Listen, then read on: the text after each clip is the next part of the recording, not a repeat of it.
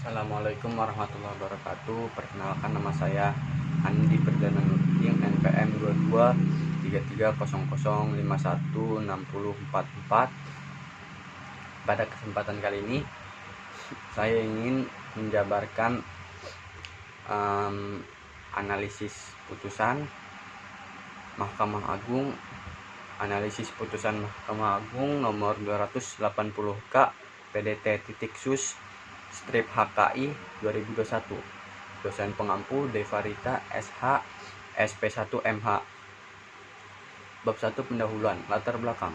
Sengketa kita antara Pura Barutama dan Pura Widyagraha dan Pura Nusa Persada sebagai penggugat dengan Kasim Tarigan dan Direktorat Jenderal Pajak Kekayaan Intelektual sebagai tergugat. Sengketa ini muncul terkait surat pencatatan ciptaan 001000681 jenis ciptaan hak tulis karya berjudul hologramisasi atau kinerjamisasi produk komersial. Para penggugat yang diwakili oleh Yohanes Muljono dan Subinto Yoyok Subagio dan Yohanes Muljono Subinto mengajukan tuntutan agar surat pencatatan ciptaan tersebut dinyatakan batal demi hukum. Mereka juga meminta agar surat tersebut dicoret dari daftar yang ada dan menuntut tergugat membayar biaya perkara. Terdapat pembelaan dari pihak tergugat yang antara lain menyatakan bahwa penggugat tidak memiliki legal standing dan terlibat dalam kasus serupa di pengadilan lain. Pengadilan Niaga Jakarta Pusat sebelumnya menolak gugatan para penggugat meskipun mereka mengajukan permohonan kasasi. Mahkamah Agung artinya menolak penolakan kasasi didasarkan pada kurangnya penjelasan yang memadai mengenai perkara yang sedang berlangsung di pengadilan.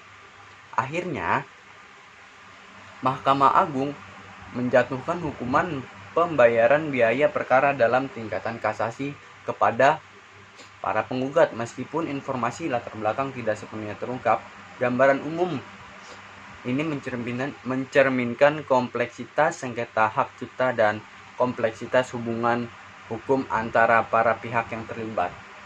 1.2 Rumusan masalah.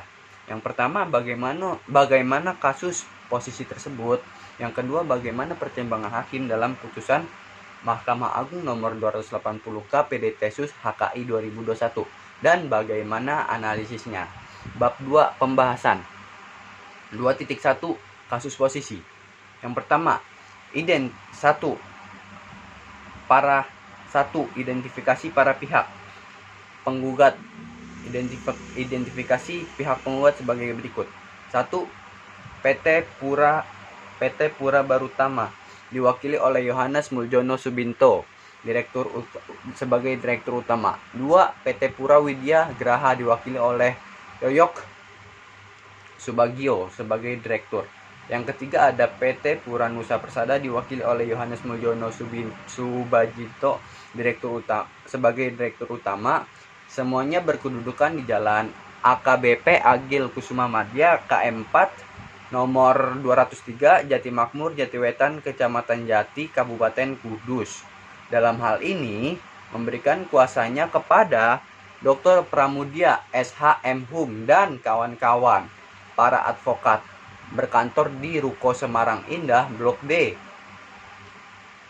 nomor 17B Semarang berdasarkan surat kuasa khusus tanggal 29 Januari 2020. Identitas pihak tergugat sebagai berikut. Yang pertama ada Kasim Tarigan bertempat tinggal di Jalan Cempaka Putih Tengah XXII A23 RT 11 RW 04 Cempaka Putih Timur, Cempaka Putih, Jakarta Pusat, DKI Jakarta. Yang kedua ada Direktorat Jenderal HKI yang diwakili oleh Dr. Andes Dede Mia Yusanti MLS PIT, Direktur Hak Cipta dan Desain Industri berkedudukan di Jalan HR Haji Rasuna Said Kafling 89 RT 16 Kuningan, Jakarta Selatan. Dalam hal ini memberikan kuasanya kepada Agung Darmasasongko, SH, MH, dan kawan-kawan. Para ASN yang bertugas di Jenderal Hak Cipta dan di Desain Industri, Direktorat Jenderal Kekayaan Intelektual, Kementerian Hukum dan HAM, berdasarkan surat kuasa khusus pada tanggal 14 Februari 2020. Yang kedua, 2 tuntutan. 1. Dalam posisi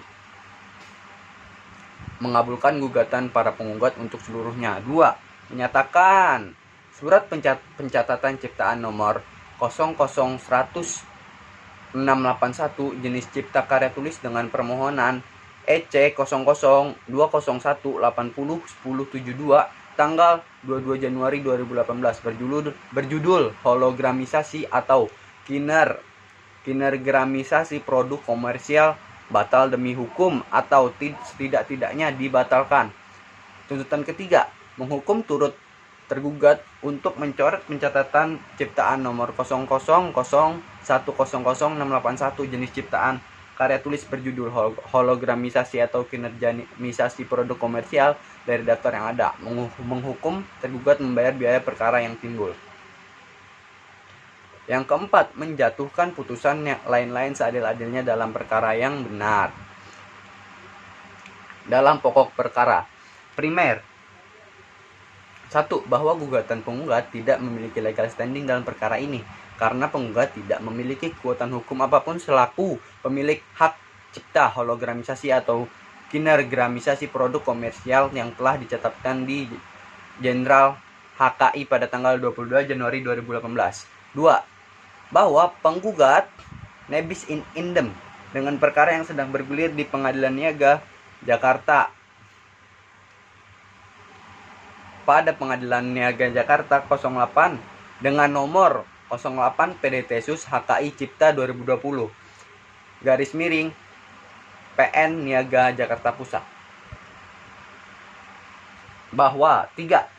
Bahwa masih ada perkara antara penggugat dengan tergugat di Pengadilan Niaga pada Pengadilan Negeri Semarang dengan nomor perkara 09 _PDT-Sus HKI _29 PE _2019 PN SMG yang masih bergulir di tingkat kasasi dengan nomor perkara 05 PDT HKI Cipta K _2019 PN Semarang. Menimbang bahwa terhadap gugatan tersebut tergugat mengajukan gugat balik atau rekonversasi yang mana dalam gugatannya memohon kepada Pengadilan Niaga Jakarta Pusat untuk memberikan putusan sebagai berikut. 1. Menyatakan ciptaan tergugat nomor 00100-681 yang berjudul hologramisasi atau kinergramisasi produk komersial sah dilindungi oleh negara. 2. Menyatakan gugatan penggugat tidak memiliki legal standing atas perkara ini. 3. Menyatakan perkara in nebis idem dengan perkara nomor yang sama dengan nomor perkara 09 PDT-Sus HKI _2020 PN Niaga Jakarta Pusat. 3. Subsidiar. Sekiranya majelis hakim berpendapat lain, maka kami mohon putuskan seadil-adilnya bahwa terhadap gugatan tersebut Pengadilan Niaga pada Pengadilan Niaga Jakarta Pusat telah memberikan putusan nomor 9 PDT-Sus HKI Cipta _2020 PN Niaga Jakarta Pusat tanggal 13 Juli 2020 dengan amar sebagai berikut. Dalam eksepsi menyatakan eksepsi tidak dapat diterima. Dalam pokok perkara menyatakan gugatan para penggugat tidak diterima. Dalam rekonvensi menyatakan gugatan dalam penggugat dalam rekonvensi tidak dapat diterima. Dalam konvensi dan rekonvensi menghukum para penggugat dalam konvensi atau para tergugat dalam rekonvensi membayar biaya perkara sejumlah Rp2.401.000. 3. Pertimbangan hakim. Menimbang bahwa sesudah putusan Pengadilan Niaga pada PN Jakpus tersebut diucapkan dengan hadirnya kuasa para penggugat dan tanggal 13 Juli 2020 terhadap putusan tersebut, para penggugat melalui kuasanya berdasarkan surat kuasa khusus tanggal 29 Januari 2020 mengajukan permohonan kasasi pada tanggal 23 Juli 2020 sebagaimana ternyata akta permohonan kasasi nomor 28 KPDT Sus HKI 2020 PN Niaga Jakarta Pusat Junto 09 PDT Sus HKI Cipta 2020 PN Niaga Jakarta Pusat yang dibuat oleh Panitera Pengadilan pada Pengadilan Negeri Jakarta Pusat. Permohonan tersebut diikuti oleh memori kasasi yang diterima di kepaniteraan Pengadilan Niaga pada Pengadilan Niaga Jakarta Pusat tersebut pada tanggal 29 Juli 2020. Menimbang memori kasasi dan dari para pemohon kasasi, penggugat tersebut telah disampaikan kepada termohon kasasi atau tergugat dan turut termohon kasasi turut tergugat masing-masing pada tanggal 5 Agustus 2020. Kemudian turut termohon kasasi atau turut tergugat mengajukan kontra memori kasasi yang diterima di kepaniteraan Pengadilan Niaga Jakarta Pusat pada tanggal 7 September 2020 yang pada pokoknya menolak permohonan kasasi dari para pemohon kasasi. Menimbang bahwa permohonan kasasi beserta alasan-alasannya telah diberitahukan kepada pihak lawan dengan seksama, diajukan dalam tenggang waktu dan dengan cara yang ditentukan oleh undang-undang. Oleh karena itu, permohonan kasasi tersebut secara formal dapat diterima. Menimbang bahwa berdasarkan memori kasasi yang diterima tanggal 29 Juli 2020 yang merupakan bagian tidak terpisahkan dari putusan ini, pemohon agar 1. Mengabulkan permohonan pemohon kasasi untuk seluruhnya. 2. Membatalkan putusan Pengadilan Niaga Jakarta Pusat 08 PDT Sus HKI Cipta 2020 PN Semarang Pusat. 3. Mengadili sendiri. A. Mengabulkan gugatan penggugat untuk seluruhnya. B. Menyatakan surat pencatatan ciptaan nomor 00100-681 jenis ciptaan karya tulis dengan nomor permohonan E0020181072 tanggal 22 Januari 2018 berjudul Hologramisasi dan Kinegramisasi Produk Komersial batal demi hukum atau setidak-tidaknya dibatalkan. C. Menghukum turut tergugat untuk mencoret pencatatan ciptaan nomor 0001681 jenis ciptaan karya tulis berjudul Hologramisasi atau Kinegramisasi Produk Komersial dari daftar yang ada. D. Menghukum tergugat membayar biaya perkara yang timbul atau menjatuhkan putusan lain seadil-adilnya dalam peradilan yang benar. Menimbang bahwa terhadap alasan-alasan tersebut, Mahkamah Agung berpendapat bahwa alasan-alasan kasasi tersebut tidak dapat dibenarkan oleh karena setelah memori kasasi tanggal 29 Juli 2020 dan kontra memori kasasi tanggal 7 September 2020 dihubungkan dengan pertimbangan judek fakti Pengadilan Niaga pada PN Pengadilan Negeri Jakarta Pusat tidak salah menerapkan hukum dengan pertimbangan sebagai berikut. Bahwa ternyata terdapat 3 perkara antara para penggugat, tergugat, dan turut tergugat, yakni 1 perkara di Pengadilan Niaga Semarang dan 2 perkara di Pengadilan Niaga Jakarta Pusat.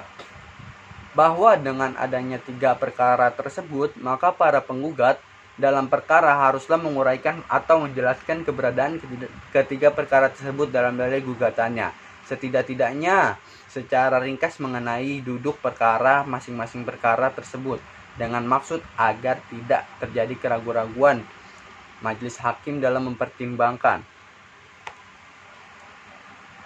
bahwa ternyata dalam gugatan para penggugat hal tersebut tidak diuraikan dalam gugatan para penggugat secara jelas, sehingga demikian gugatan para penggugat tidaklah disusun secara cermat dan mengakibatkan gugatan para penggugat menjadi kabur atau obscure libel.